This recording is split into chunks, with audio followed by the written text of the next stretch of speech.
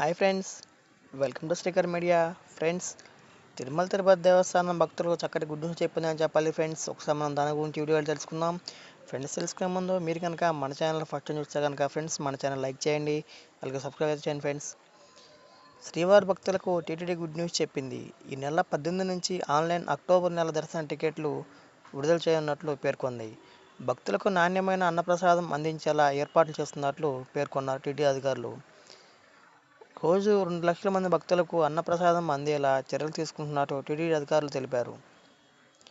నాణ్యమైన ఆహారాన్ని అందించేందుకు అన్నప్రసాద సముదాయంలో యంత్రాలు, ఆధునీకరణ, ఉద్యోగుల సంఖ్యను పెంచుతామని ఈవో శ్యామలరావు పేర్కొన్నారు. అటు తిరుమలలో సాధారణంగా భక్తుల రద్దీ ఉంది. 14 కంపార్ట్మెంట్లలో భక్తులు వేచి ఉన్నారు.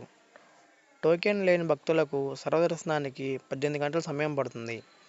నిన్న శ్రీవారిని దర్శించుకున్న 73,353 మంది భక్తులు కాగా 28,444 మంది భక్తులు తలనీలాలు సమర్పించారు.